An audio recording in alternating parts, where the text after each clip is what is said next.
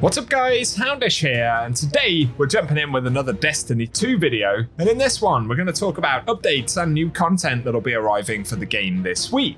And so we'll go into a little more detail for Act 2 of Revenant. That means we get new story quest steps, all of the Act 2 progress which should drop on day 1. So there'll be new story mission stuff, and of course the rest of the episode updates for the game. We'll touch on all of that, the return of Grandmaster Nightfalls, various reward updates that Bungie have this week, and that includes doubled loot, additional free weapon drops, new collaboration items, plus we'll talk about Eververse, updates regarding patch changes, and a whole bunch of other items in the video. So guys, if you enjoyed this one, get subscribed to the channel, as around 60% of all the viewers on this channel haven't actually subscribed yet. That would make a massive difference to me here on YouTube. But without further delay, let's get into it. And so first and foremost, if you've been playing Revenant content, we're now heading into Act 2 of course, and on top of all the other game updates, that means that we get new story content. So like we saw with Act 1, all of that content should be available on day 1, and so we'll need to visit Ido and her fallen friends in the last city, and from there we'll be able to continue the Revenant story. Ultimately, that quest should also lead us to the new activity for Episode 2, which is the Tomb of Elders. So, as Bungie revealed, this is a reimagined Prison of Elders from Destiny 1, which appears to be a pretty varied activity, and the primary reason for this being introduced is to make it easier to farm for the Revenant weapons. Of course, they're not craftable, so with Tomb of Elders and Contest of Elders, which is a different version of that game mode where we can essentially continuously farm with elevating difficulty that also produces better rewards. It'll be a very good way to go after Revenant weapons if you're still after specific roles. Of course, Bungie will also bring in the shotgun and SMG from the Revenant themed set, which will be earned via this new Tomb of Elders. So let us know if you'll be diving into that. Additionally, of course, there are new artifact perks. We won't go over all of them right here, but you can see them on the screen. So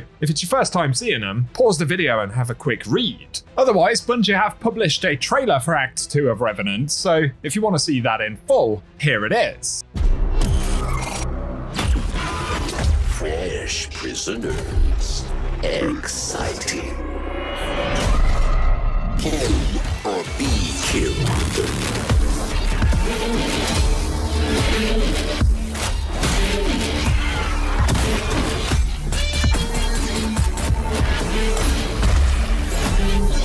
Fight. Survive.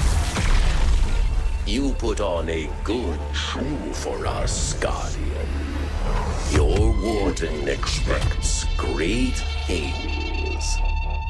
So pretty cool trailer right there. I'm looking forward to checking out the new activity. For a brief mention of some update related things, we'll go over some of the more significant patch notes for Sandbox in just a moment, but Bungie gave a quick preview of some of the patch changes for today. That includes the new weapons being dropped, the Noxious Vetiver, which is the SMG, Scavenger's Fate shotgun, and the Grid Skipper, which is a reprised splicer weapon. They also fixed an issue where certain projectiles could collide and detonate with ether siphon orbs. Plus they say for the character screen, they fixed one where the left and right inputs could not open the loadout and mod customization side panels. And finally, for the early preview at least, for gameplay modifiers, they've reduced the effectiveness of the counterfeit modifier, and the spawn rate of trick loot is reduced from 25% to 10%. Plus they've reduced the damage impulse size on all trick loot items by 1 meter. They've additionally updated the shockwave size to match the new damage radius, and reduced the damage of all trick loot items, as well as increasing the animation before exploding from 2 to 3 seconds. So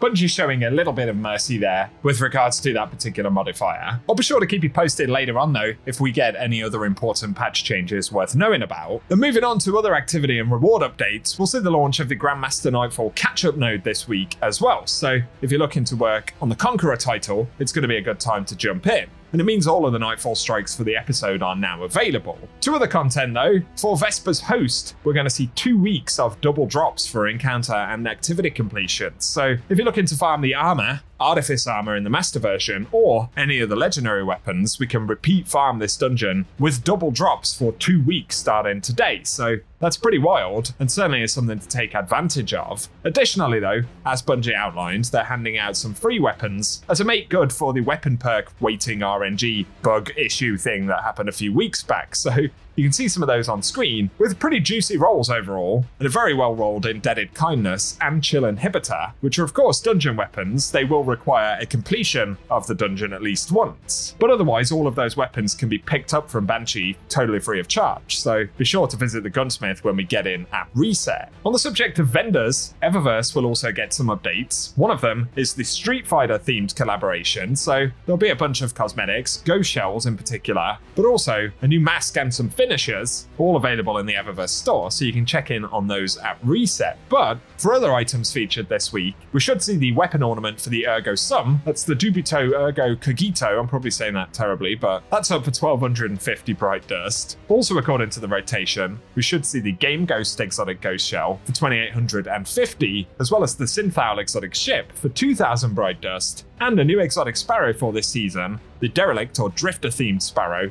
which is called Derelict Duty, which will be up for 2500 Bright Dust. And finally, we'll also get helmets from the Assassin's Creed collaboration sets that were added to the game a few seasons back. Those will be 1200 Bright Dust. So a handful of things to pick up from vendors at reset. Otherwise, for some clarification about the patch and the game update that we've got this week, there are quite a few patch changes. Bungie had said they've been targeting fixing the tether, which is disabled in the dungeon. However, they gave an update and they said, we hope to have a fix sooner than later, but it's proving to be a bit more difficult than initially thought. So that one hasn't made it into this week's patch, but they did add that repeat solar ignition damage will be increased against all bosses, except for Renix Unified in Vesper's Host, which essentially fixes that issue and returns the damage to pre-Revenant numbers on solar ignitions. Otherwise, Bungie are buffing a handful of roaming supers. We'll be able to earn those supers considerably faster, as we discussed in a video recently. I'll link that video down below if you do want full patch note previews for today, but other highlights for PvE overall include that the point contact cannon brace for Titans is getting a buff, and amplified lightning bolts will now do 100% increased damage, up from 50, with lightning strike defeats also refunding melee energy, so that's good.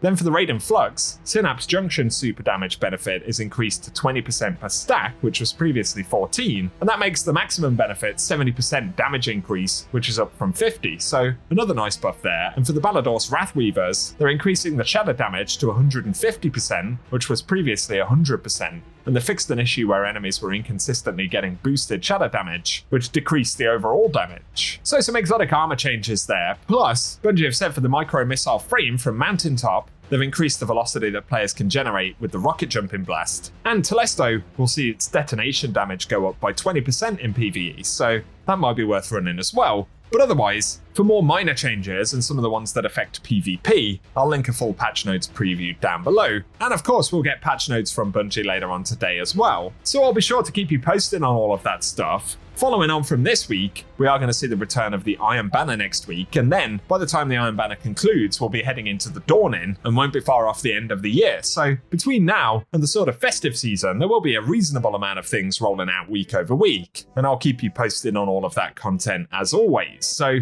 get subscribed, hit the notification bell, and I will keep you up to date. If you've enjoyed the video, a rating down below once again really helps us out, and let us know what you'll be up to first with the weekly reset. Otherwise though, I appreciate you tuning in, and I hope you guys have an awesome day.